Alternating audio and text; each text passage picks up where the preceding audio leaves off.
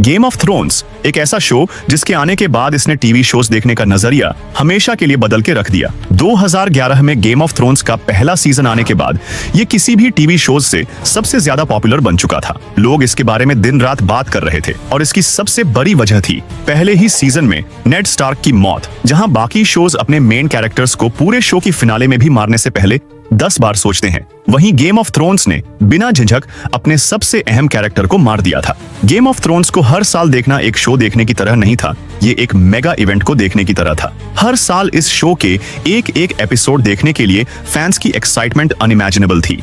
ये कहानी की शुरुआत 1996 में हुई, जब लेखक जॉर्ज आर मार्टिन ने अपनी इस फैंटेसी सीरीज की पहली किताब ए गेम ऑफ थ्रोन्स रिलीज की।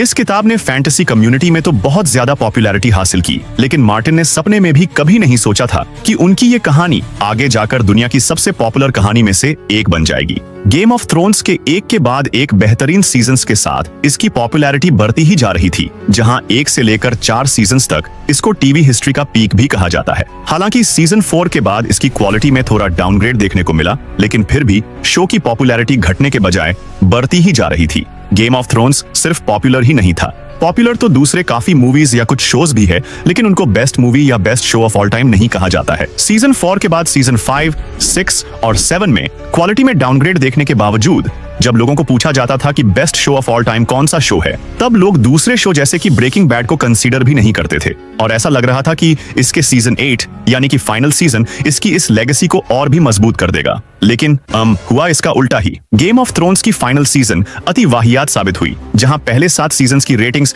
हमेशा ही 90+ एवरेज होती थी, फाइनल सीजन में ये गिरकर 50% से भी नीचे गिर चुकी थी। सिर्फ 1 महीने के अंदर गेम ऑफ थ्रोन्स की इमेज पूरी तरह से बदल चुकी थी। जहां पहले इसे best show off all time कहा जाता था, लेकिन अब इसके ऊपर worst ending of all time का टैग लग चुका था। अभी नए ऑडियंस को उतना फर्क नहीं पड़ा होगा, क्योंकि उन्होंने सारे सीजन्स एक साथ देख लिए होंगे, लेकिन हम उन फैंस की फ्रस्ट्रेशन का अंदाजा भी नहीं लगा सकते जिन्होंने इस सीजन को देखने के लिए 2 साल इंतजार किया था, जहां इसके लिए काफी बेहतरीन फैन थ्योरीज भी बन चुकी थी। लेकिन इसके इस तरह की बर्बादी का रीजन क्या था? कैसे एक शो जो अपनी पीक पॉपुलैरिटी पर था इतनी बुरी तरह से बर्बाद कैसे हुआ? कैसे एक शो जिसे बेस्ट शो एवर कहा जाता था अब वर्स्ट एंडिंग एवर का टैग पा चुका है? और वो 2 शो रनर्स जो कभी टीवी हिस्ट्री के सबसे बड़े शो के पीछे थे, कैसे अचानक फैंस के बीच वो एक विलन और सबसे बेवकूफ शो रनर्स बन गए? तो चलिए इस कहानी को शुरुआत से जानते हैं। तो मेरा नाम है तानिम और आप देख रहे हैं T17 का और एक वीडियो।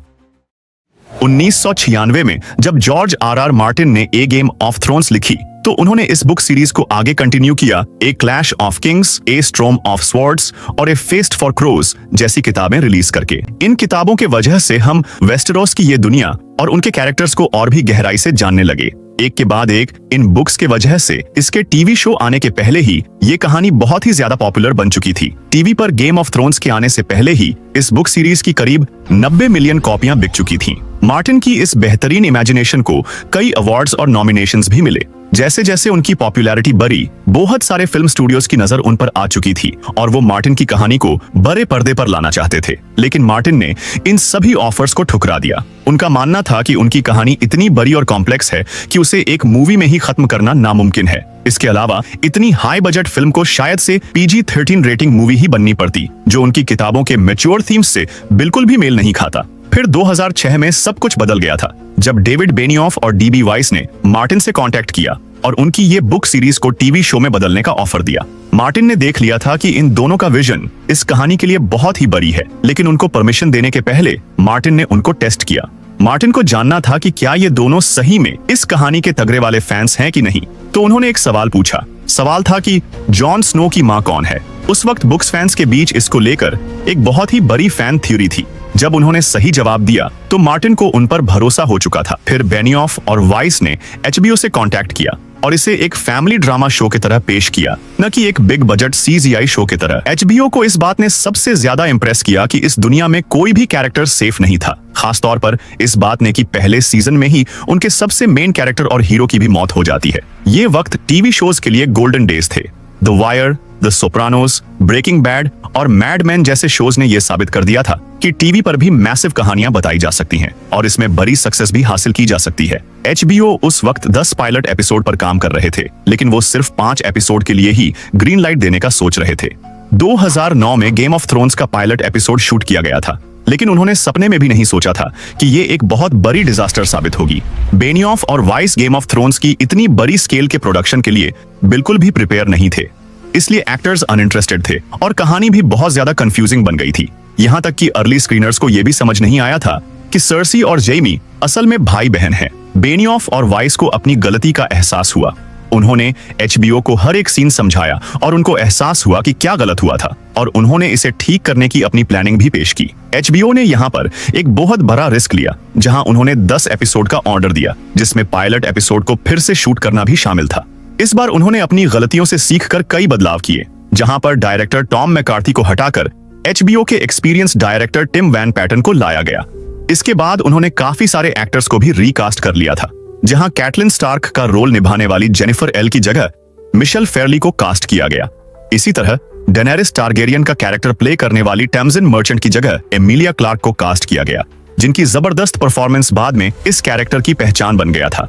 इन बदलावों के बाद शो की शूटिंग फिर से शुरू हुई और 17 अप्रैल 2011 को गेम ऑफ थ्रोन्स का पहला सीजन पब्लिक के सामने आया, और उन्हें अंदाजा भी नहीं था कि ये शो आगे जाकर इतिहास रच देगा।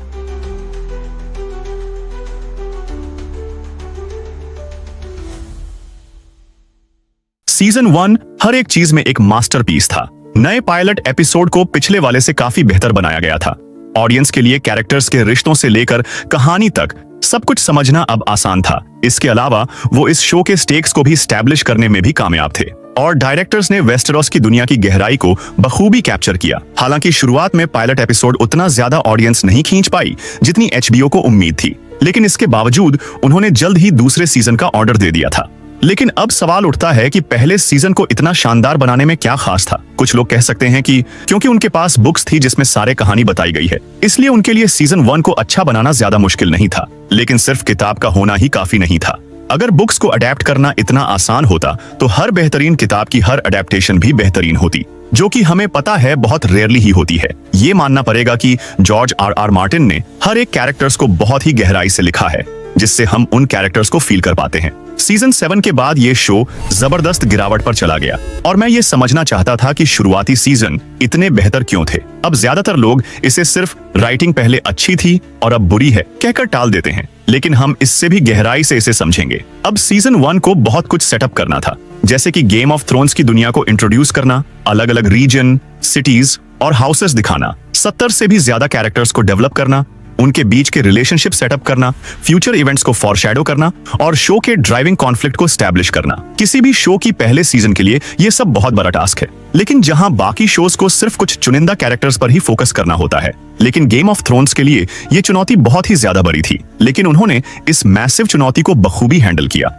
जैसे कि नेड स्टार्क का हाउस बराथियन के लीनियज को इन्वेस्टिगेट करना था। ये एकदम एफिशिएंट स्टोरी टेलिंग है, क्योंकि ये सीन दो चीजें एक साथ करता है। नेड स्टार्क की प्लॉट को आगे बढ़ाता है और हमें वेस्टेरोस के नोबल हाउसेस की हिस्ट्री का एक्सपोजिशन भी देता है। इस तरह के छोटे छोटे डिटेल्स शो को इतना इंटरेस्टिंग बनाते हैं। एक और एग्जांपल है आर्या का स्वॉर्ड इंस्ट्रक्टर सीरियो फॉरेल, जो ब्रावोस से आता है। उसकी ट्रेनिंग से हमें ब्रावोस की कल्चर के बारे में पता चलता है, जो बाद में आर्या की जर्नी में बहुत ही इंपॉर्टेंट बनता है। यही चीजें इस शो को इतना एंगेजिंग बनाता है। सीजन 1 का जॉनर असल में एक डिटेक्टिव स्टोरी जैसा है, जहां हम नेड स्टार्क को जॉन एरन की मौत की मिस्ट्री सुलझाते हुए देखते हैं। मिस्ट्री जॉनर होने की वजह से शो ऑडियंस को आसानी से अपनी दुनिया में खींच लेता है। सीजन 1 इस किलर मिस्ट्री स्ट्रक्चर के जरिए अपने कॉम्प्लेक्स प्लॉट को मैनेज करता है। अगर बात करें शो की पेसिंग की, तो सीजन 1 की पेसिंग बाकी सीजन से स्लो है, लेकिन इसके बहुत से फायदे भी हैं, जैसे कि वर्ल्ड बिल्डिंग को स्मूथ बनाना, जॉन एरन मर्डर मिस्ट्री को नेचुरल तरीके से अनफोल्ड करना और डिटेल्स को ज्यादा टाइम देकर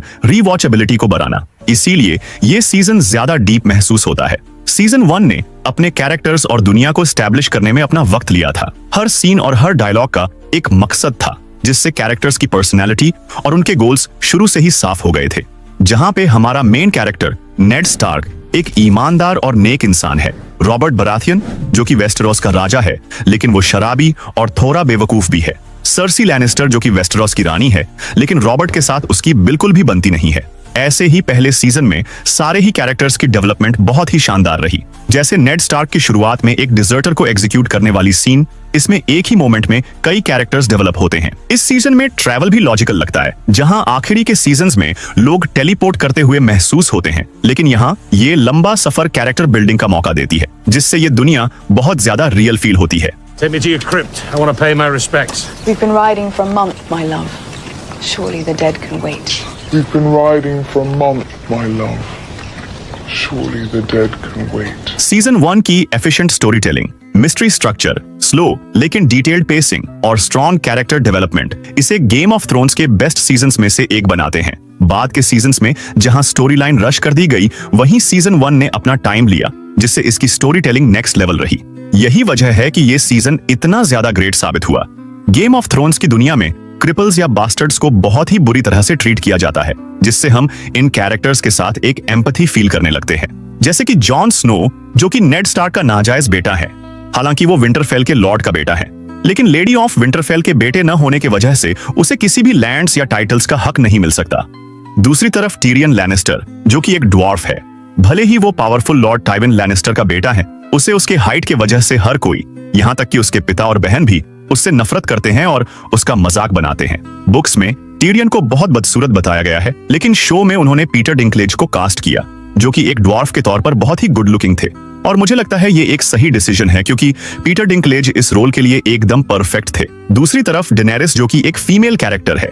अगर आप गेम ऑफ थ्रोन्स की दुनिया में फीमेल हो तो आपको हमेशा गंदे नजर से ही देखा जाएगा। फीमेल्स को सिर्फ सेक्स के लिए या शादी के जरिए दूसरे हाउसेस से रिश्ते अच्छे करने के लिए ही इस्तेमाल किया जाता है, और अगर ये दोनों नहीं तो फिर उनको किसी काम का ही नहीं समझा जाता है। आर्या स्टार्क, जो कि एक वॉरियर बनना चाहती हैं, लेकिन सिर्फ इसलिए नहीं बन सकती क्योंकि वो एक लड़की है।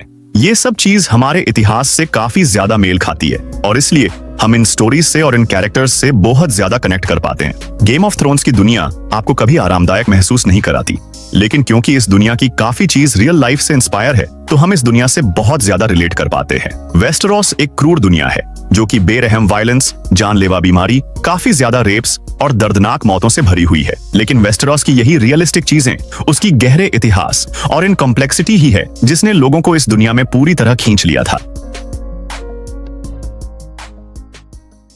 क्या आपने कभी सोचा है कि कुछ फ्रेंचाइज इतनी पॉपुलर क्यों होती है कि वो एक कल्चर बन जाती है? इसका जवाब अक्सर मेन स्टोरी से बाहर की चीजों में होता है। स्टार वॉर्स सिर्फ 9 फिल्मों की कहानी नहीं है, इसमें 2 स्पिन ऑफ फिल्में, बहुत सारे TV shows, animated series, video games, सैकड़ों किताबें और कॉमिक्स और हजारों साल की हिस्ट्री है जिसे एक्सप्लोर किया जा सकता है। यही बात मार्वल, डीसी, हैरी पॉटर, अवतार द लास्ट एयरबेंडर और गेम ऑफ थ्रोन्स पर भी लागू होती है। जब आप इस शो का पहला सीजन देखते हैं तो आप इस दुनिया के बारे में और भी जानने के लिए एक्साइटेड हो जाते हैं।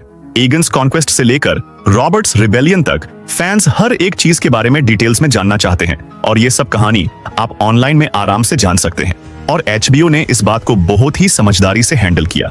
हर सीजन के साथ उन्होंने अपने एक्टर्स से शो की लोर स्टोरीज को नैरेट करवाया, जिसे फैंस ऑनलाइन यूट्यूब वीडियोस में देख सकते हैं। क्या आप टाइविन लैनिस्टर से लैनिस्टर फैमिली की हिस्ट्री सिर्फ 30 मिनट में जानना चाहते हैं? उन्होंने ये भी मुमकिन कर दिया था।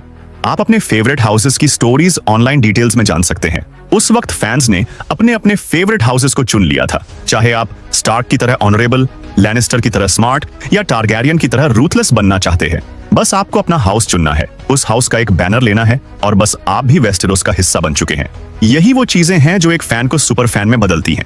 गेम ऑफ थ्रोन्स का सिर्फ वर्ल्ड बिल्डिंग और कैरेक्टर डेवलपमेंट ही शानदार नहीं था, बल्कि इसकी हर एक डायलॉग्स भी बहुत ही बेहतरीन थी। इन आइकॉनिक डायलॉग्स का क्रेडिट ज्यादातर मार्टिन को जाता है, क्योंकि लगभग हर एक डायलॉग्स उनकी नॉवेल से ही सीधे लिए गए थे। हालांकि ऐसा हर सीन के लिए नहीं कहा जा सकता। कुछ सीन्स है, जैसे टाइविन और जैमी की बातचीत वाला सीन, जो कि नॉवेल्स में नहीं थे, लेकिन फिर भी वो इतने कैप्टिवेटिंग और कैरेक्टर ड्रिवन थे कि आप उनकी तारीफ किए बिना नहीं रह सकते। इस शो की और एक ताकत थी इसकी स्टोरी एक्सपोजिशन का बेहतरीन इस्तेमाल। एक्सपोजिशन लिखना बहुत ही मुश्किल काम होता है। ऑडियंस को इस दुनिया की हिस्ट्री की जानकारी देनी जरूरी है, लेकिन अगर आप सीधे सीधे उन्हें बता दें तो इसके डायलॉग्स बहुत अजीब और अननेचुरल लगने लगते हैं। गेम ऑफ थ्रोन्स ने इसे इतने ऑर्गेनिक तरीके से किया था कि ऑडियंस को कभी किसी भी डायलॉग्स फोर्स्ड महसूस नहीं हुआ।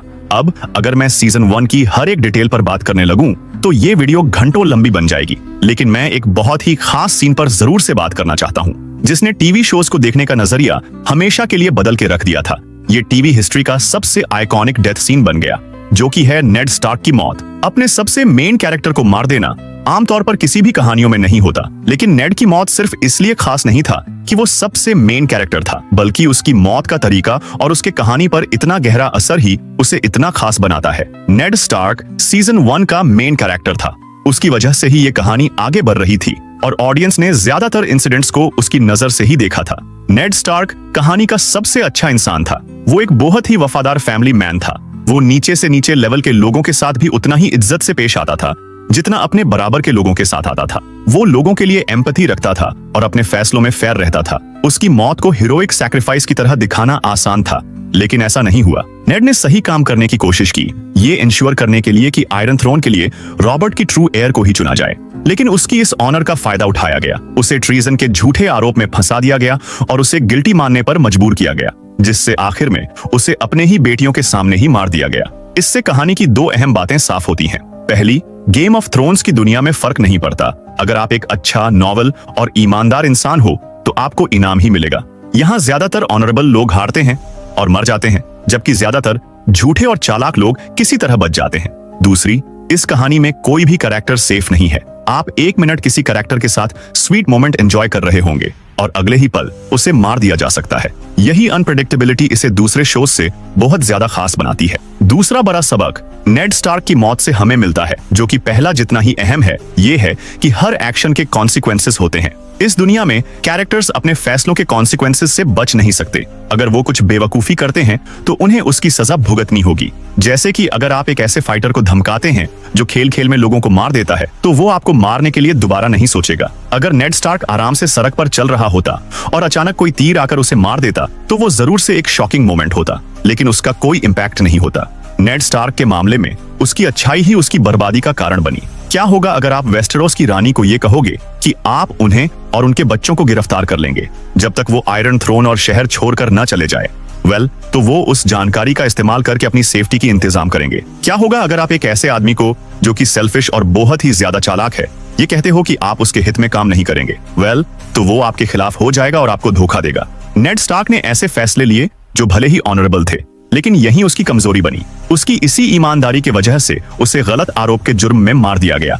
गेम ऑफ थ्रोन्स की यही चीज, जिनकी हर एक एक्शन की कॉन्सिक्वेंसेस होते हैं, इस कहानी को बहुत ज्यादा रियलिस्टिक और बिलीवेबल बना देती है। ये दूसरी आम स्टोरीज की तरह बिल्कुल भी नहीं थी, जहां पर दुनिया खत्म होने वाली है लेकिन हमारे मेन कैरेक्टर्स में से कोई भी नहीं मरता है।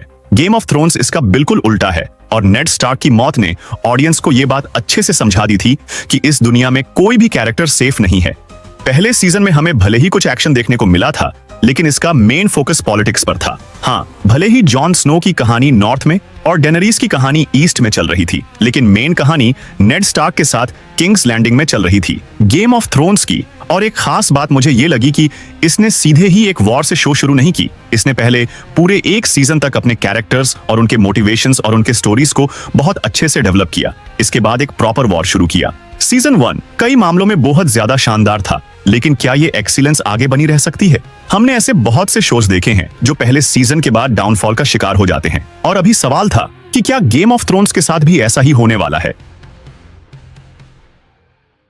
अब बात करते हैं गेम ऑफ थ्रोन्स के सीजन 2 के बारे में, लेकिन इस बार मैं इस सीजन की उन खास बातों पर फोकस करूंगा जो इसे बाकी सीजन से अलग और बेहतरीन बनाती हैं। इस सीजन राइटिंग, एक्टिंग, डायरेक्शन जैसी चीजें तो टॉप नॉच हैं ही, लेकिन मैं उन यूनिक एलिमेंट्स पर ध्यान दूंगा जो इसे अलग और खास बनाते हैं। सीजन 2 में कई ऐसे सीन हैं जो पूरी तरह से कैरेक्टर डेवलपमेंट पर बेस्ड हैं। अक्सर डायलॉग्स हैवी सीन में कुछ न कुछ प्लॉट एडवांसमेंट होता है, लेकिन यहाँ कई सीन सिर्फ कैरेक्टर्स की बातचीत पर टिके हैं, जहां वो अपनी मोटिवेशन, डिजायर्स और बैक स्टोरी शेयर कर रहे होते हैं। और मुझे लगता है इस सीजन की सबसे बड़ी ताकत इसकी कैजुअल लेकिन डीप डायलॉग्स राइटिंग है। ये न सिर्फ इंटरेस्टिंग होते हैं, बल्कि इनका डायलॉग्स इतना डिटेल्ड और इन्फॉर्मेटिव होता है कि इसे सुनने में मजा आता है। हर लाइन इतनी इंटेलिजेंटली लिखी गई है कि उसे बार बार सुनने का मन करता है। George R.R. मार्टिन की लाजवाब डायलॉग्स इतना होशियारी से लिखा गया है कि हर लाइन को सुनना एंटरटेनिंग बन जाता है।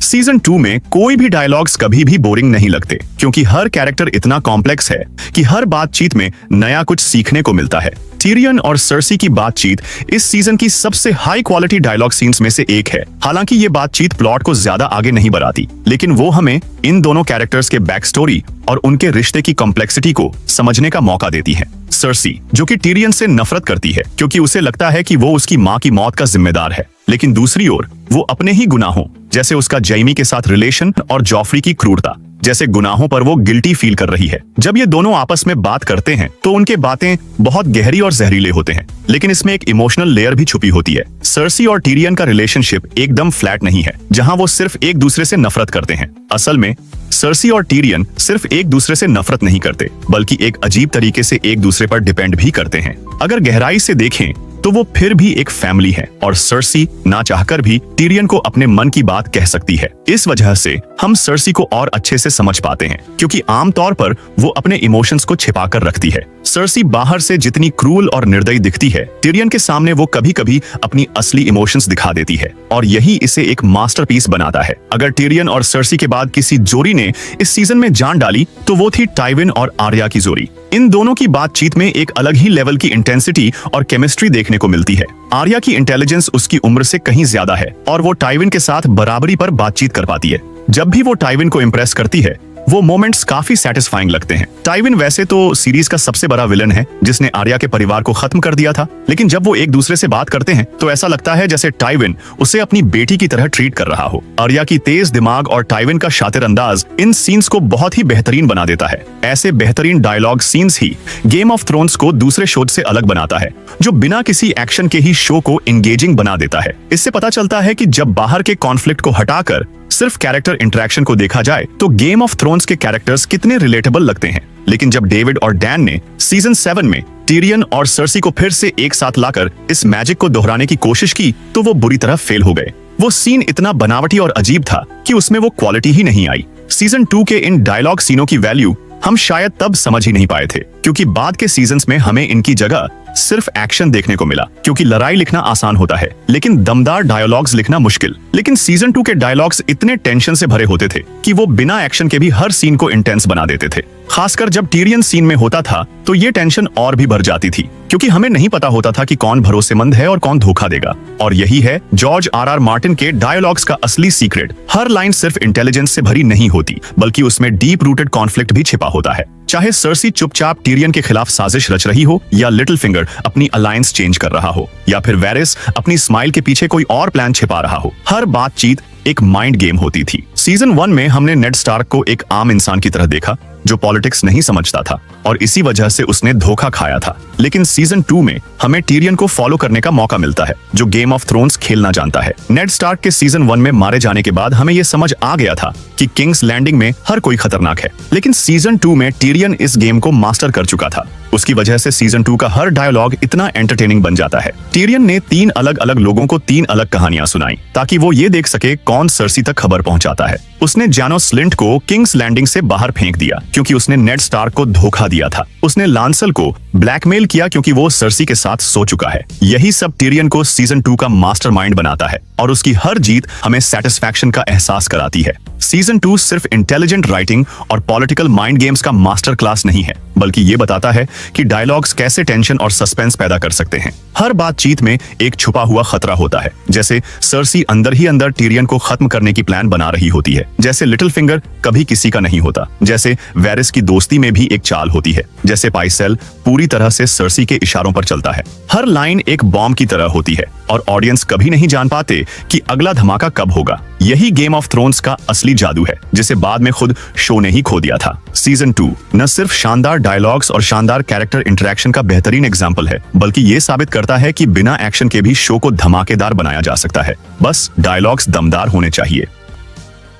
अब चलते हैं सीजन 2 की सबसे जबरदस्त एक्शन सीक्वेंस पर, जो कि है ब्लैक वाटर। सीजन 2 की मेरा one of the favourite part में से एक था battle of the black water. ऐसी फैंटेसी कहानियों में हमें कितनी बार ऐसी लड़ाई देखने को मिलती है जहां कौन अच्छा और कौन बुरा है ये साफ नहीं होता। लैनिस्टर्स के पास जॉफ्री और सर्सी जैसे बुरे कैरेक्टर्स भले ही हैं, लेकिन टिरियन जैसा अच्छा कैरेक्टर भी है। दूसरी तरफ बराथियंस के पास स्टैनिस जैसा बैटल कमांडर है जो कुछ ज्यादा अच्छा नहीं है, लेकिन उनके पास सर डेवोस जैसे अच्छे कैरेक्टर भी हैं। सीजन 1 में जहां अच्छा और बुरा का फर्क साफ था, वहीं दूसरे सीजन्स में ऐसा नहीं था। हाँ, स्टार्क्स आमतौर पर अच्छे होते हैं और लैनिस्टर्स बुरे, लेकिन ऐसा हम हमेशा नहीं कह सकते। जैसे कि टिरियन लैनिस्टर, जो कि एक लैनिस्टर होने के बावजूद बहुत ही अच्छा कैरेक्टर है, जिससे बुरे साइड में होने के बावजूद हम उसके लिए केयर करते हैं और ये चाहते हैं कि वो सक्सेसफुल हो। ब्लैक वाटर सिर्फ गेम ऑफ थ्रोन्स के बेहतरीन एपिसोड्स में से एक नहीं है, बल्कि इसे टेलीविजन हिस्ट्री की सबसे अच्छी बैटल एपिसोड्स में से एक भी माना जाता है। इसकी सबसे बड़ी ताकत ये है कि ये दूसरे स्टोरी लाइंस पर नहीं भटकता, बल्कि एक ही लोकेशन पर फोकस करता है, जिससे इसका इम्पैक्ट मैक्सिमम लेवल पर पहुंच जाता है। इस एपिसोड की सबसे खास बात यह है कि ये सीधे एक्शन में नहीं कूदता, बल्कि धीरे धीरे टेंशन बिल्ड करता है। जहां स्टैनिस का फ्लीट नजदीक आता जा रहा है और अलग अलग कैरेक्टर्स अलग अलग तरह से रिएक्ट कर रहे हैं। स्टैनिस, जो कि शांत और कॉन्फिडेंट है, उसे पता है कि यही उसका गोल है। डेवोस, जो कि डरा हुआ है लेकिन फिर भी अपने राजा के लिए पूरी तरह डेडिकेटेड है। टिरियन, जो कि जानता है कि वो इस बैटल में अंडरडॉग है लेकिन फिर भी मेंटली तैयार हो रहा है। और सर्सी, जो पहले से ही नशा करना शुरू कर देती है, जैसे उसे इस सब में कोई दिलचस्पी ही ना हो। और फिर आता है वाइल्ड फायर ट्रैप, जिसका एग्जीक्यूशन एकदम परफेक्शन था। स्टैनिस की फ्लीट धीरे धीरे पास आ रही होती है। डिवोर्स को धीरे धीरे एहसास होता है कि कुछ गड़बड़ जरूर है, और फिर बूम, वो भयानक हरा ज्वाला, चारों तरफ बिखरी आग और जिंदा जलते हुए सोल्जर्स की चीखें। ये सीन जितना स्पेक्टेक्युलर है, उतना ही डरावना भी है। इससे इस बैटल को एक अलग ही लेवल की टेंशन और इंटेंसिटी मिलती है। इस बैटल को सिर्फ शानदार विजुअल्स तक सीमित नहीं रखा गया, बल्कि इसमें एक परफेक्ट स्टोरी भी दिखाई गई है। ब्लैक वाटर सिर्फ एक बैटल ही नहीं है, बल्कि ये दिखाता है कि कैरेक्टर्स अलग अलग सिचुएशंस में कैसे रिएक्ट करते हैं। टिरियन, जो हमेशा मजाक करता रहता था, पहली बार खुद को असली लीडर साबित करता है। वो राजा की जिम्मेदारी लेता है, अपनी आर्मी को लीड करता है, जबकि जॉफ्री, जो राजा है, डर कर भाग जाता है। द हाउंड, एक ऐसा सोल्जर जो कभी किसी से नहीं डरता है, लेकिन जैसे ही आग देखता है वो पूरी तरह टूट जाता है और लड़ाई छोड़ देता है। सर्सी, रेड कीप में बैठकर पूरी लड़ाई को एक खेल की तरह देख रही है, लेकिन अंदर से उसे हार का डर भी सता रहा है और वो सबसे बुरे हालात के लिए तैयार भी हो रही है। इसके अलावा उसका सांसा के साथ बातचीत भी काफी इंटरेस्टिंग थी। और फिर आता है इस बैटल का सबसे लेजेंडरी मोमेंट, जो कि है टिरियन का iconic speech. There's a brave men knocking at our door. Let's go kill them. उसकी ये स्पीच सुनकर अभी भी रोंगटे खड़े हो जाते हैं। टिरियन, जिसे हमेशा एक जोकर समझा जाता था, इस बैटल में सच्चा लीडर बनकर उभरता है। दूसरी तरफ स्टैनिस, भले ही उसकी सोल्जर्स जल रही हों, फिर भी एक सच्चे कमांडर की तरह आखिर तक लड़ता रहता है। ये बैटल सिर्फ एक्शन के बारे में नहीं है, बल्कि ये दिखाती है कि कौन कौन इंटेंस प्रेशर में खरा उतरता है और कौन बिखर जाता है। इस बैटल की हर सीन ये चीख चीख कर बताता है कि गेम ऑफ थ्रोन्स की असली ताकत उसके कैरेक्टर्स और उनके डेवलपमेंट में है। इसी वजह से ब्लैक वाटर सिर्फ सीजन 2 का ही नहीं, बल्कि पूरे शो का सबसे बेस्ट एपिसोड्स में से एक माना जाता है। ब्लैक वाटर के धमाकेदार एक्शन के बाद अब वक्त है इसके आखिरी एपिसोड का। गेम ऑफ थ्रोन्स सीजन 2 का फिनाले, वालर मोर्घुलिस, न ही सिर्फ इस बैटल के बाद की राजनीति को दिखाता है, बल्कि ये सीजन 3 के लिए जबरदस्त सेटअप करता है। इस एपिसोड का सबसे इमोशनल मोमेंट है टिरियन की कंडीशन। टिरियन, जिसने किंग्स लैंडिंग को बचाने के लिए सब कुछ दांव पर लगा दिया था, जब जागता है और देखता है कि भले ही उसने किंग्स लैंडिंग को बचाया, लेकिन उसे कोई रिकॉग्निशन नहीं मिली। उसे सिर्फ एक जख्मी इंसान की तरह साइडलाइन कर दिया जाता है। इस बैटल को जीतने की असली वजह वो ही था, लेकिन पूरा क्रेडिट टाइविन को मिल गया। और टिरियन को क्या मिला? कोई इज्जत नहीं, कोई सम्मान नहीं। इस मोमेंट पर टिरियन को ये पक्का एहसास हो जाता है कि चाहे वो कुछ भी कर ले, उसके परिवार की नजरों में वो हमेशा बेकार ही रहेगा। दूसरी तरफ टाइविन पूरे शान के साथ थ्रोन रूम में एक हीरो की तरह एंट्री लेता है। पूरा दरबार उसे किंग्स लैंडिंग बचाने का सारा क्रेडिट दे देता है। इस एक सीन से साफ हो जाता है कि किंग्स लैंडिंग की राजनीति उतनी ही जहरीली अभी भी है जितनी पहले थी, जहां तुम्हारी मेहनत का क्रेडिट कोई और आराम से ले सकता है जिसके पास ज्यादा पावर हो। इसी सीन में यहाँ सांसा के लिए ये एक झूठी उम्मीद लेकर आता है। जॉफ्री ने मार्जरी से शादी करने का ऐलान कर दिया, जिससे सांसा को पहली बार इस बर्बाद शादी से आजाद होने की उम्मीद मिलती है। लेकिन फिर आता है लिटिल फिंगर, जो उसे याद दिलाता है कि वो अभी भी खतरे में है। ये मोमेंट लिटिल फिंगर के सांसा को धीरे धीरे अपने जाल में फंसाने की शुरुआत है, जो आगे जाकर उसके लिए बहुत खतरनाक साबित होता है। सीजन 2 में डेनेरिस का कॉर्थ वाला ट्रैक सबसे वीक पॉइंट था, खासकर कॉर्थ के लंबे खिंचाव की वजह से, लेकिन उसका फिनाले एपिक था, जहां हाउस ऑफ द अनडाइंग में वो विजन देख पाती है, तबाह हो चुकी जगह में आयरन थ्रोन, जो किंग्स लैंडिंग के फ्यूचर का इशारा करता है। और फिर आता है उसका बेस्ट मोमेंट, जहां वो उस जादूगर को जिंदा जलाकर अपने ड्रैगन्स वापस लेने का सीन जबरदस्त था। जॉन की स्टोरी इस सीजन में कॉम्प्लेक्सिटी से ज्यादा सेटअप पर फोकस करता है, लेकिन ये एपिसोड वलार मोरगुलिस में उसका सबसे अहम मोमेंट आता है, जहां वाइल्डलिंग्स उसे कैद कर चुके हैं। उसे खोरिन हाफहैंड को मारने के लिए मजबूर किया जाता है, जो उसके लिए सबसे मुश्किल डिसीजन में से एक था। ये मोमेंट जॉन को सीधे ब्लैक एंड व्हाइट दुनिया से बाहर निकालकर एक ग्रे जोन में डाल देता है, जहां हर फैसला सिर्फ अच्छा या बुरा नहीं होता। कभी कभी जिंदा रहने के लिए सही गलत की परवाह किए बिना कदम उठाने पड़ते हैं। सीजन 2 के आखिरी मोमेंट्स में आर्या को जैक एंड हागार से वो मिस्टीरियस लेसन मिलता है, जिसके साथ वो पहली बार सुनती है वालर मोरगुलिस। ये सीन न सिर्फ उसके अगले सफर की शुरुआत करता है, बल्कि ये ऑडियंस को भी फेसलेस मैन की मिस्टीरियस दुनिया से रूबरू कराता है। इस सीजन की अंत में लैनिस्टर्स की फिलहाल जीत हो चुकी है, लेकिन उनके दुश्मन फिर से रीग्रुप हो रहे हैं, जहां ये दिखाती है कि वॉर ऑफ द 5 किंग्स अभी खत्म नहीं हुआ। जहां बाकी लोग ब्लैक वाटर से जूझ रहे थे, वहीं इस सीजन की शुरुआत में रॉब स्टार्क को king in the north declare किया गया, जहां वो एक के बाद एक बैटल्स जीतता ही जा रहा था। लेकिन पॉलिटिक्स में पावर से ज्यादा अहम रिश्ते होते हैं, और यहीं पर रॉब अपने दिल की सुनता है, जिससे उसकी जिंदगी हमेशा के लिए बदल जाती है। रॉब ने हाउस फ्रे से वादा किया था कि वो उनकी बेटी से शादी करेगा, ताकि उसका आर्मी और भी सपोर्ट बना पाए, लेकिन इस सीजन में वो टलीसा से शादी करके अपने वादे को तोड़ देता है। ये एक इमोशनल और रोमांटिक मोमेंट लगता है, जहां ये कपल मेरी one of the favourite couple में से एक बन गई थी। लेकिन ये गेम ऑफ थ्रोन्स के सबसे दर्दनाक मोमेंट्स में से एक पर लीड करता है, जो कि बाद में सीजन 3 में होने वाला है। कैटलिन पूरे सीजन में रॉब की सबसे बड़ी सलाहकार रही है, लेकिन इस एपिसोड में वो एक माँ की मजबूरी बनकर सामने आती है। उसने जैमी लैनिस्टर को सीक्रेटली छोड़ दिया, जिससे रॉब गुस्से में आग बबूला हो जाता है। लेकिन उसकी नजर में जैमी को छोड़ना ही सांसा और आर्या को वापस लाने का सबसे सही तरीका था। इस एपिसोड में कैटलिन रॉब के हाथों अपनी पोजीशन खो चुकी है, लेकिन वो जानती है कि उसने ये सब अपने बच्चों के लिए किया था। जहां रॉब ने अपने प्यार को सबसे ऊपर रखा और कैटलिन ने अपनी माँ की इमोशंस को पॉलिटिक्स से ऊपर रखा। लेकिन गेम ऑफ थ्रोन्स की दुनिया में हर एक्शन की कॉन्सिक्वेंसेस होती है, और उनके इस एक्शन का कॉन्सिक्वेंसेस सीजन 3 में होने वाली थी। अगर पूरे सीजन को देखा जाए तो ये सीजन 1 की उम्मीदों पर बेहतरीन तरीके से बिल्ड करता है। सीजन 2 में टिरियन के moments, battle of black water और किंग्स लैंडिंग की पॉलिटिक्स इसे गेम ऑफ थ्रोन्स के सबसे बेहतरीन सीजन्स में शामिल करते हैं। अब बात करते हैं सीजन 3 के बारे में। इस सीजन में भी हमेशा की तरह राइटिंग, डायरेक्शन, एक्टिंग और प्रोडक्शन बेहतरीन रही, लेकिन मैं यहाँ उन यूनिक एलिमेंट्स पर फोकस करूंगा जो सीजन 3 को खास बनाते हैं। पूरे शो में ही पॉलिटिकली चार्ज्ड बैकस्टैबिंग और गेम प्लानिंग चलती रहती है, और बहुत से लोगों के लिए यही असली मजा है, क्योंकि इससे जॉर्ज R.R. मार्टिन की राइटिंग और भी निखर के सामने आती है। लेकिन पहली बार सीजन 3 में पॉलिटिक्स ही मेन ड्राइविंग फोर्स बन जाती है। एग्जाम्पल के लिए सीजन 1 एक मर्डर मिस्ट्री है, सीजन 2 एक अंडरडॉग बैटल स्टोरी है, लेकिन सीजन 3 पूरी तरह से पॉलिटिकल माइंड गेम्स और पावर ग्रैब के बारे में है। गेम ऑफ थ्रोन्स के लगभग हर कैरेक्टर्स में एक चीज कॉमन है, जो कि है अपने हाउसेस के साथ वफादारी। जहां पर लैनिस्टर्स सांसा स्टार्क को बंदी बनाकर रखते हैं, जबकि स्टार्क्स जैमी लैनिस्टर को बंदी बना लेते हैं। टायरल्स शुरुआत में रेनली बराथियन का साथ देते हैं, लेकिन उसकी मौत के बाद लैनिस्टर से हाथ मिला लेते हैं, ताकि मार्जरी की शादी किंग जॉफ्री से हो सके, जिससे टायरल्स को और भी पावर मिल सके। टाइविन टिरियन की शादी सांसा से करवाता है, ताकि सांसा के मदद से वो नॉर्थ पर भी अपने पावर को स्टैब्लिश कर ले। इस शो में हर कैरेक्टर्स की हर एक कदम मायने रखता है। यहाँ पर हर कैरेक्टर्स एक से बढ़कर एक खिलाड़ी है इस गेम ऑफ थ्रोन्स की। किंग्स लैंडिंग में लैनिस्टर्स वर्सेस टायरेल्स की कॉन्फ्लिक्ट सबसे अलग है, क्योंकि यहाँ कोई भी सीधा वायलेंस नहीं है। इसका सबसे अच्छा एग्जाम्पल टाइविन और ओलेना की बातचीत है, जहाँ दोनों अपने परिवारों के फ्यूचर पर डिस्कशन कर रहे होते हैं, लेकिन जैसे ही शक की हल्की सी झलक आती है, दोनों चालें चलने लगते हैं। टाइविन यहाँ अपनी चतुराई दिखाते हुए लोरेस टायरेल को किंग्स गार्ड में डालने की धमकी देता है, ताकि ओलेना उसकी शर्तें मानने पर मजबूर हो जाए। इस तरह के स्मार्ट कॉन्फ्लिक्ट देखने में बहुत ज्यादा मजेदार लगते हैं, और ये सीन्स राइटिंग को और भी शार्प बना देते हैं। सीजन 2 एक्शन ओरिएंटेड था, लेकिन सीजन 3 एक अलग डायरेक्शन लेता है, जहां वॉर अब मैदान में कम और पॉलिटिक्स के जरिए ज्यादा लड़ा जा रहा है। रॉब स्टार्क और स्टैनिस बराथियन दोनों के लिए ही ये बदलाव देखने लायक है।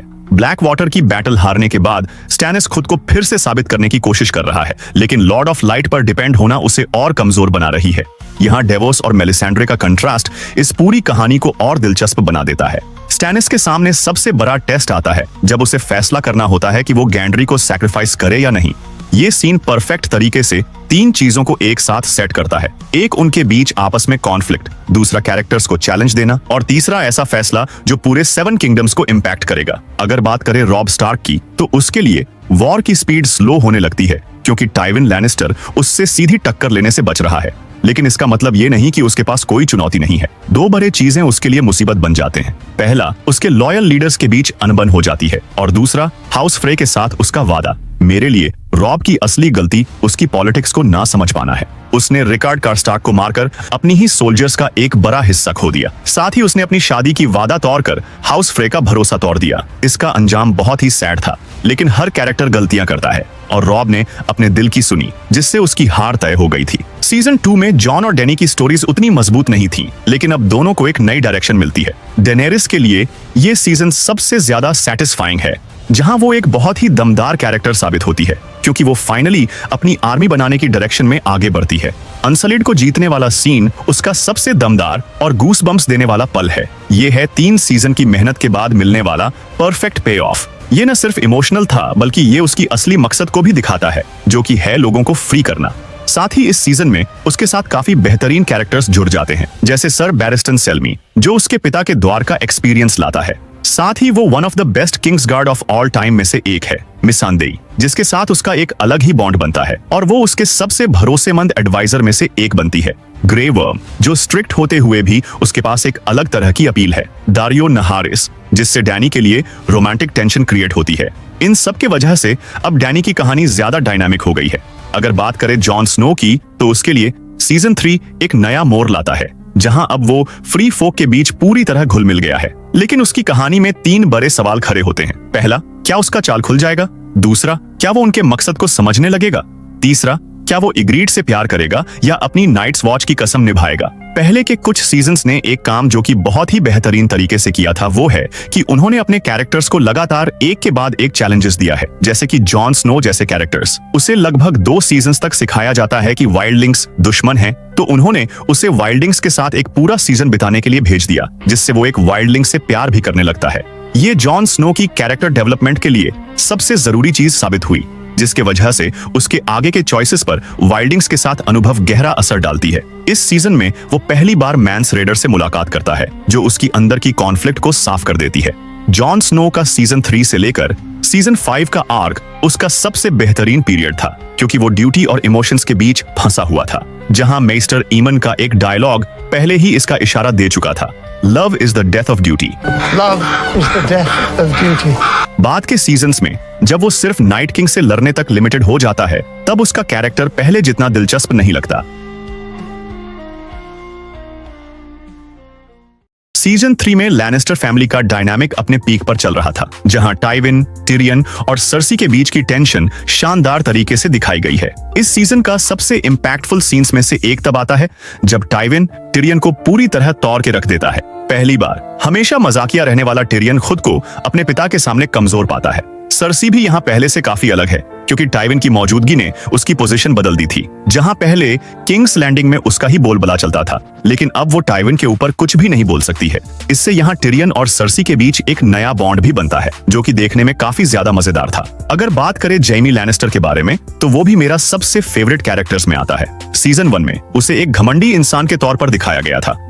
क्योंकि वो एक घमंडी इंसान था, जहां पर उसने सच में एक बच्चे को खिड़की से धक्का दिया था। लेकिन याद है जब मैंने कहा था कि ये कहानी हमें उन कैरेक्टर्स से एम्पैथी फील कराती है जो किसी न किसी डिसएडवांटेज में होते हैं। जैसे जॉन स्नो एक बास्टर्ड है और टिरियन एक ड्वार्फ है, तो जब जैमी अपना हाथ खोता है तो उसकी पूरी की पूरी पहचान ही बदल जाती है। पहले सीजन में वो वेस्टरॉस के सबसे बेहतरीन वॉरियर्स के तौर पर खुद के ऊपर बहुत ही प्राउड था, लेकिन जब उसने अपना हाथ खो दिया तो उसे ये जानना पड़ा कि जैमी लैनिस्टर एक इंसान के तौर पर कौन है, न कि सिर्फ एक वॉरियर के तौर पर। पूरे शो में से मेरा सबसे फेवरेट सीन्स में से एक है जब हम जानते हैं कि जैमी लैनिस्टर ने मैड किंग को क्यों मारा। उसने लाखों जिंदगियां बचाने के लिए ये किया था, लेकिन वेस्टरॉस के लॉर्ड्स ने उसे किंग स्लेयर कहना शुरू कर दिया और उसकी पक्ष सुनना भी जरूरी नहीं समझा। कैसे वो एक ओथ ब्रेकर से ओथ कीपर बनता है, उसकी ये कैरेक्टर डेवलपमेंट मेरे ख्याल से शो की किसी भी कैरेक्टर से सबसे बेस्ट थी। जब जैमी लैनिस्टर ने अपना हाथ खो दिया था और इस गेम ऑफ थ्रोन्स की दुनिया में एक हैंडीकैप बन गया था, तब हम उसके साथ पहले से ज्यादा एम्पैथी फील करने लगते हैं। अब बात करते हैं रेड वेडिंग के बारे में। जब हमने नेड स्टार्क को मरते हुए देखा था, तब हमने सोचा था कि अब इससे बड़ा क्या ही हो सकता है। लेकिन रेड वेडिंग टीवी हिस्ट्री के सबसे दर्दनाक लेकिन साथ ही बेहतरीन सीक्वेंस में से एक है। रॉब का वॉल्डर फ्रे की बेटी से शादी करने का वादा तोड़ना उसके बर्बादी का कारण बनता है। रेड वेडिंग का बिट्रेयल पहले सीजन में नेड स्टार्क की मौत से भी ज्यादा शॉकिंग था, नेड की मौत हालांकि शॉकिंग थी, लेकिन वो एक डेंजरस जगह पर दुश्मनों से घिरा हुआ था। लेकिन रॉब की मौत इससे बहुत ज्यादा शॉकिंग थी। नेड के मौत के बाद ऐसा लगा कि रॉब अपने पिता का बदला लेगा और जॉफ्री को मारकर इंसाफ करेगा, लेकिन यहाँ पर ऐसा नहीं हुआ। ये पहले ही प्रूफ हो चुका था कि चाहे आप अच्छे हों या बुरे, इस दुनिया में कोई सेफ नहीं है। लेकिन कोई भी रेड वेडिंग की इस दर्दनाक मंजर देखने के लिए तैयार नहीं था। इसकी ताकत सिर्फ बिट्रेयल में नहीं, बल्कि इस बात में है कि ये हर उस मकसद को तोड़ देता है जिसके लिए रॉब स्टार्क खड़ा हुआ था। और साथ ही ये हाउस स्टार्क के लिए सबसे दर्दनाक इंसिडेंट साबित हुआ। पूरे सीजन में हम देखते हैं कि रॉब कैसे अपने सोल्जर्स को खोता जाता है, कैसे उसकी पोजीशन कमजोर होती जाती है, और जब लगता है कि वो वॉल्डर फ्रे के साथ अपने रिश्ते सुधार रहा है, तभी कुछ ऐसा होता है जिसको कोई इमेजिन भी नहीं कर सकता। द रेन्स ऑफ कास्टमीर बजते ही माहौल पूरी तरह से बदल जाता है। एक गहरी बेचैनी हर तरफ महसूस होती है। हम सबको धीरे धीरे ये एहसास हो जाता है कि कुछ बहुत गलत होने वाला है। फिर एक पल में सब कुछ तबाह हो जाता है। तलीसा को बेरहमी से बार बार चाकू घोंपा जाता है, रॉब के ऊपर तीरों से हमला किया जाता है और कैटलिन अपने बेटे की जान बचाने के लिए गुहार लगाती है, लेकिन बदले में उसकी गर्दन बेरहमी से काट दी जाती है। इस सीन में मिशेल फेयरली ने अपनी जबरदस्त परफॉर्मेंस के जरिए एक माँ के दर्द को बखूबी दिखाया है। इस सीन की क्रूरता सिर्फ इसके वायलेंस में नहीं, बल्कि इसके इमोशनल इम्पैक्ट में भी है। रॉब के साथ ही यहाँ नॉर्थ की इंडिपेंडेंट होने का सपना भी मर जाता है। यहाँ हाउस फ्रे के साथ बोल्टन्स के बिट्रेयल किसी भी ऑडियंस के लिए एक जबरदस्त झटका था। रेड वेडिंग सिर्फ एक और शॉकिंग ट्विस्ट ही नहीं है, ये इस स्टोरी को नैरेट करने की तरीके का एक मास्टरपीस है। ये सारे उम्मीदों को ऐसे तोड़ता है जो इस दुनिया की सच्चाई के हिसाब से पूरी तरह जायज लगता है। जहां बाकी फैंटेसी कहानियों में हीरो किसी भी मुश्किल को पार कर लेता है, वहीं गेम ऑफ थ्रोन्स में जीत सिर्फ पॉलिटिक्स, बिट्रेयल और पावर की होती है। ये मोमेंट ना ही सिर्फ ये दिखाती है कि game of thrones high risk लेने से नहीं डरती है, बल्कि ये सीन टीवी इतिहास के सबसे यादगार पलों में से एक बन जाती है। सीजन 3 हर मामले में एक परफेक्ट बैलेंस बनाता है, पॉलिटिकल ड्रामा, इमोशनल डेप्थ और स्ट्रॉन्ग कैरेक्टर डेवलपमेंट। और इस सीजन के साथ शो की पॉपुलैरिटी और भी ऊंचाइयों में पहुंच गई थी। अब हम सीजन 4 को गहराई से देखेंगे और समझेंगे कि इसे शो का सबसे बेहतरीन सीजन क्यों माना जाता है। गेम ऑफ थ्रोन्स की खासियत इसकी मल्टी लेवल कहानी है, जिसमें कई स्टोरी लाइन्स एक साथ चलते हैं। हालांकि सीजन 7 और 8 में ये पैटर्न टूट गया था, क्योंकि ज्यादातर स्टोरी लाइन्स एक मेन स्टोरी लाइन में मिल गई थी, जिससे शो कम डायनेमिक लगने लगा। सीजन 4 इस मामले में बेहतरीन था, क्योंकि इसमें लगभग 8 अलग अलग स्टोरी लाइन्स थे जो डिफरेंट लोकेशंस पर चलते रहे। किंग्स लैंडिंग की पॉलिटिकल कंस्पिरेसीज से लेकर नाइट्स वॉच की एक्शन भरी बैटल्स तक, इस सीजन में हर चीज का बैलेंस जबरदस्त था। सिर्फ डाइवर्सिटी ही नहीं, बल्कि सीजन 4 के स्टोरी टेलिंग की क्वालिटी भी पूरे शो के सबसे पीक पर माना जाता है। तो चलो कुछ स्टोरी लाइन्स को हम डिटेल्स में देखते हैं। सीजन 3 के हाई मोमेंट्स के बाद डेनेरिस अपने अनसलिड आर्मी के साथ मरीन को टेक ओवर कर लेती है।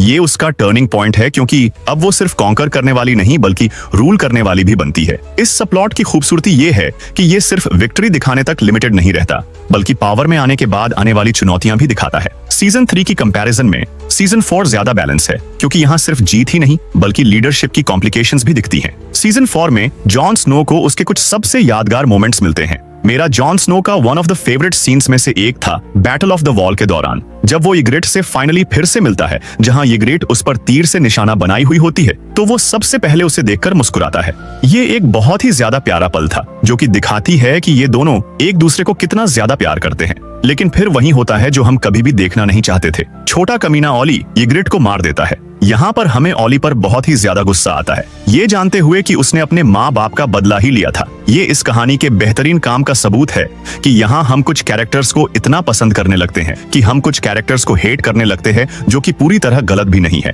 पहले सीजन्स में जहाँ हम चाहते थे कि वाइल्डिंग्स मर जाए, लेकिन अब जैसे ही हम उनका पर्सपेक्टिव से सोचने लगते हैं, तो हमारा उनकी मौत को देखने का नजरिया भी पूरी तरह से बदल जाता है। जॉन की ईग्रेट के लिए इमोशंस और नाइट्स वॉच के लिए लॉयल्टी, इन दोनों के बीच का कॉन्फ्लिक्ट अपने एक्सट्रीम लेवल पर पहुंचता है। Watchers on the wall episode में जबरदस्त बैटल सीन और मैंस रेडर के खिलाफ जॉन का आमना सामना उसके कैरेक्टर को और गहराई देता है। बाद के सीजन्स में जॉन की कैरेक्टर आर्क थोड़ा फ्लैट लगने लगता है, लेकिन सीजन 4 में उसकी मोरल डिलेमा, लीडरशिप ग्रोथ और इमोशनल इम्पैक्ट उसके कैरेक्टर को सबसे ज्यादा इफेक्टिव बनाता है। इस सीजन में शायद से आर्या का सबसे दिलचस्प दौर चल रहा था, जब वो एक किलर बनी ही नहीं थी, बल्कि वो हाउंड के साथ ट्रैवल कर रही थी। ये न सिर्फ ह्यूमर और इमोशनल डेप्थ मिक्स करता है, बल्कि आर्या के कैरेक्टर को भी गहराई देता है। हाउंड के साथ रहते हुए वो इस दुनिया की असली क्रूरता को समझती है, जिससे वो एक स्ट्रॉन्ग सर्वाइवर बनती है। बाद के सीजन्स में जहां आर्या अकेले काम करने लगती है, जिससे उसकी जर्नी थोड़ी कम दिलचस्प हो जाती है, लेकिन सीजन 4 में हाउंड की मौजूदगी उसे और स्ट्रॉन्ग बनाती है। अगर बात करें शो की कैपिटल सिटी की, तो किंग्स लैंडिंग हमेशा शो का सेंटर पार्ट रहा है और सीजन 4 इसे नेक्स्ट लेवल तक ले जाता है। पिछले सीजन्स ने जितना टेंशन तैयार किया था, ये सीजन उसे पूरी तरह से पीछे छोड़ देता है और इन सब की शुरुआत हुई थी जॉफ्री की मौत के साथ। जोफ्री की मौत एपिसोड 2 में ही हो जाती है, जिससे पूरे सीजन में एक चेन रिएक्शन शुरू हो जाता है, जैसे कि सर्सी का टीरियन से नफरत अपने पीक पर पहुंच जाना, टीरियन के ऊपर ट्रायल शुरू करना, सांसा का फाइनली किंग्स लैंडिंग से भागना, जैमी की वफादारी में स्ट्रगल करना और टाइविन का पॉलिटिक्स में बैलेंस बनाए रखना। टीरियन का ट्रायल सिर्फ इस सीजन का ही नहीं, बल्कि मेरे ख्याल से पूरे शो की सबसे इम्पैक्टफुल मोमेंट में से एक है, खासकर उसका ये iconic speech. I did not kill Joffrey, but I wish that I had. Watching your vicious bastard die gave me more relief than 1,000 lying whores. इसे सुनकर अभी भी गूसबम्स आ जाते हैं। टीरियन के ट्रायल में हमें ये पता होने के बावजूद कि टायरल्स ही जॉफ्री की मौत के पीछे है, जहां हम चाहते हैं टीरियन इनोसेंट प्रूफ हो जाए, लेकिन हम ये भी नहीं चाहते कि टायरल्स यहां पर पकड़े जाए। इसके बाद का ट्रायल बाय कॉम्बैट, ओबरन की चौंकाने वाली मौत और टीरियन का एस्केप, ये सब शो के सबसे पावरफुल मोमेंट्स में से हैं। सीजन 4 की सबसे बड़ी ताकत ये है कि ये अपना सबसे बड़ा ट्विस्ट शुरुआत में ही डाल देता है। बाकी सीजन्स में बड़े ट्विस्ट्स अक्सर सीजन के अंत में होते थे, लेकिन जॉफ्री की मौत एपिसोड 2 में ही हो जाने से पूरी कहानी तेजी से आगे बढ़ती है। इससे पूरे सीजन में लगातार टेंशन बनी रहती है और फिनाले का इम्पैक्ट और ज्यादा इंक्रीज हो जाता है। बाकी सीजन्स या तो एक बड़े क्लाइमैक्स की ओर धीरे धीरे बढ़ते हैं और फिर जल्दी निपटा देते हैं, लेकिन सीजन 4 पूरे टाइम बैलेंस बनाए रखता है। सीजन 4 को खास बनाने वाली एक बड़ी वजह इसकी मिस्टीरियस और साजिश भरी कहानी है। ये turning point game of thrones के पहले सीजन की याद दिलाता है, जहां जॉन एरन की मौत का मिस्ट्री शो का सेंटर पॉइंट था। सीजन 1 की शुरुआत जॉन एरन की मौत से होती है, जिससे नेड स्टार्क उसकी जांच करने के लिए मजबूर होता है, जिससे ये एक दिलचस्प मिस्ट्री पैदा करता है। और सीजन 4 इसी फॉर्मूले को फिर से अपनाता है जब जोफ्री की मर्डर होती है। इससे शो दोबारा एक मर्डर मिस्ट्री जैसा लगने लगता है और किंग्स लैंडिंग फिर से साजिशों और धोखे का अड्डा बन जाता है। इसका एक बेहतरीन एग्जाम्पल टीरियन के ट्रायल के दौरान शे का बिट्रेयल है। ये पल टीरियन को अंदर तक तोड़ देता है और शो के मिस्ट्री को और गहरा कर देता है। सीजन 4 तक आते आते ऑडियंस कैरेक्टर्स को अच्छी तरह जान चुके थे, जिससे जॉफ्री की मर्डर का रहस्य और भी रोमांचक बन जाता है। जहां सीजन 1 में जहां ऑडियंस अभी दुनिया को समझ ही रहे थे, लेकिन इस बार ऑडियंस से उम्मीद की जाती है कि वो क्लूज मिलाकर सच्चाई तक पहुंचे। इस मिस्ट्री की पूरी तरह कॉन्फर्मेशन तब होती है जब सीजन 7 में लेडी ओलेना इस बात का खुलासा करती है। ये कम्युनिकेशन पूरे शो के सबसे बेहतरीन पलों में से एक है, क्योंकि ये सीजन 4 की उस साजिश से जुड़ता है जिसने पूरे प्लॉट को बदल दिया था। किंग्स लैंडिंग के अलावा वेल में भी साजिश जारी रहती है, जहां लिटिल फिंगर लाइसा एरन को मार डालता है। ये इंसिडेंट सांसा को एक डिसाइसिव मोड़ पर खड़ा कर देती है और उसके कैरेक्टर ट्रांसफॉर्मेशन को मजबूत कर देती है। जॉफ्री और लाइसा की मौत के साथ सीजन 4 शो के शुरुआती पॉलिटिकल स्ट्रेटजी और चौंकाने वाले ट्विस्ट्स को फिर से कैप्चर करता है। अब ज्यादातर फैंस मुझसे अग्री करेंगे कि गेम ऑफ थ्रोन्स के पहले 4 सीजन्स में ही हमें प्योर गेम ऑफ थ्रोन्स देखने को मिला था, जहां पर हर कैरेक्टर्स ने अपना अपना गेम खेलना शुरू कर दिया था। सीजन 2, 3 और 4 की सबसे खास बात यह है कि वो एक शतरंज के खेल की तरह लगते हैं, जहां पर हर एक कैरेक्टर्स इस गेम का हिस्सा है। जहां पर यहां वहां बैटल्स तो हो रही है, लेकिन कैरेक्टर्स का मेन फोकस अपने और अपने हाउसेस की गोल्स पर होती है, जिससे वो अपनी पोजीशन बेहतर बना सकें। लेकिन सिर्फ साजिश ही किसी सीजन को ग्रेट नहीं बनाती, इसके लिए एक इम्पैक्टफुल विलन भी नेसेसरी होता है। सीजन 4 में गेम ऑफ थ्रोन्स के अब तक के सबसे बेहतरीन विलन में से एक अपने पीक पर होता है, जो कि है टाइविन लैनिस्टर। उसकी मौजूदगी ही किसी भी सीन में जान डाल देती है। सीजन 3 में टाइविन की पावर को एस्टैब्लिश किया गया था और सीजन 4 इसका पूरा फायदा उठाता है। उसका सबसे यादगार मोमेंट्स में से एक टीरियन के ट्रायल के दौरान उनके बीच का फाइनल शोडाउन और उसकी सर्सी के साथ लास्ट कॉन्वर्सेशन है। ये मोमेंट्स न सिर्फ टाइविन के कैरेक्टर को और मजबूत करते हैं, बल्कि ये शो के ग्रेटेस्ट मोमेंट्स में से एक भी बन जाते हैं। जॉफ्री की मौत के बाद टाइविन असल में राजा बन जाता है। भले ही टॉमन फॉर्मल रूप से आयरन थ्रोन पर बैठा हो, लेकिन असल में पावर टाइविन के पास होती है। जहां उसकी पावर का सिंबल वो सीन है जहां वो आयरन थ्रोन पर बैठकर रूल करता है। उसका टीरियन के साथ कोर्टरूम कॉन्फ्लिक्ट शो का सबसे बेहतरीन नॉन एक्शन क्लाइमैक्स सीन है, जिसमें प्रोफाउंड इमोशनल स्ट्रेस और शानदार डायलॉग्स हैं। टाइविन गेम ऑफ थ्रोन्स की पॉलिटिक्स और पावर स्ट्रगल का सबसे बड़ा प्लेयर है। उसने रेड वेडिंग को अंजाम देकर लैनिस्टरों को टॉप पर पहुंचा दिया था। उसका पैसा और दिमाग उसे लगभग इनविंसिबल बना देता है, और यही वजह है कि उसकी मौत, वो भी टॉयलेट पर, एक जबरदस्त आयरनी साबित होती है।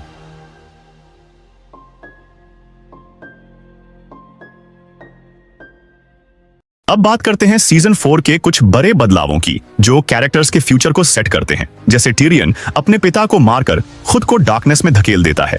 डेनेरिस अपने ड्रैगन्स को कैद कर लेती है, जिससे आगे के सीजन्स में उसके डाउनफॉल की शुरुआत होती है। जॉन स्नो अपने सबसे बड़े नुकसान को एंड्योर करता है और मैंस रेडर का सामना करके अपनी बहादुरी साबित करता है। आर्या द हाउंड को छोड़ देती है, जो उसे और भी स्ट्रॉन्ग कैरेक्टर बना देता है। सर्सी टाइविन को ब्लैकमेल करके खुद को पावर के करीब ले आती है। जेमी टिरियन को बचाकर अनजाने में टाइविन की मौत का रीजन बनता है, जो बाद में उसके कैरेक्टर को असर करता है। ब्रैन फाइनली अपनी डेस्टिनी को अपनाकर 3-आइड रेवन बनने की राह पर निकल पड़ता है। सांसा लिटिलफिंगर के साथ मिलकर पॉलिटिक्स को सीखने लगती है। इन ट्रांसफॉर्मेशंस ने इन कैरेक्टर्स को और दिलचस्प बना दिया, जबकि बाद के सीजन में जॉन स्नो जैसे कैरेक्टर्स को पॉज में डाल दिया गया, जिससे उनकी स्टोरी ठंडी पड़ गई। अब आते हैं सीजन 4 की सबसे बड़ी खासियतों पर। इतने भीड़भाड़ वाले सीजन में एक नया फैन फेवरेट कैरेक्टर को जोड़ना बहुत ही मुश्किल था, लेकिन ओबरिन मार्टेल इतनी आसानी से इस कहानी में फिट हो जाता है कि वो सिर्फ शो में एक नई जान नहीं डालता, बल्कि वो डॉन की दुनिया को भी एक्सप्लोर कराता है। उसका रिवेंज पर्सनल था और मेन कहानी से गहराई से जुड़ा हुआ था, जो उसे सीजन 8 में गोल्डन कंपनी के बोरिंग इंट्रोडक्शन से बिल्कुल अलग बनाता है।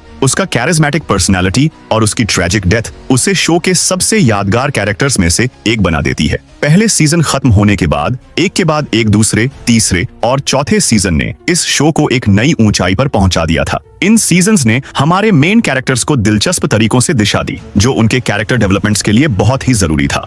गेम ऑफ थ्रोन्स का सीजन 4 स्टोरी टेलिंग की मास्टर क्लास है, जहां मल्टीपल सब प्लॉट्स का balance, strong character arcs, high stakes drama, लाजवाब एक्शन और पॉलिटिकल प्लॉट्स, चाहे डेनेरिस का रूल करना, जॉन स्नो के अंदर की कॉन्फ्लिक्ट, आर्या और हाउंड की जर्नी, या किंग्स लैंडिंग की कॉन्स्पिरेसीज, हर कहानी अपने पीक पर थी। सीजन 4 की शानदार स्टोरी, इंपैक्टफुल डायलॉग्स और परफेक्ट पेसिंग, अपनी जबरदस्त पॉलिटिकल प्लॉटिंग, पावरफुल विलन्स और रेवोल्यूशनरी कैरेक्टर डेवलपमेंट की वजह से सीजन 4 सिर्फ गेम ऑफ थ्रोन्स का ही नहीं, बल्कि टेलीविजन इतिहास के सबसे बेहतरीन सीजन्स में से एक है। यही गेम ऑफ थ्रोन्स का वो दौर था जब ये सिर्फ एक शो ही नहीं, बल्कि एक कल्चर बन चुका था। ये एक ऐसा शो बन चुका था जिसने टीवी शोज के लिए स्टोरी टेलिंग के स्टैंडर्ड्स को चेंज करके रख दिया था। रेड वेडिंग से लेकर ओबरिन वर्सेस माउंटेन तक, इसके इमोशन से लेकर इसके शॉकिंग ट्विस्ट तक, सब कुछ परफेक्शन था, और इसी वजह से लोग आज भी इसे बेस्ट शो एवर मानते हैं। लेकिन जैसा कहते हैं, what goes up must come down. 4 season तक ये शो एक मास्टरपीस था, लेकिन आगे जाकर ऐसा क्या हुआ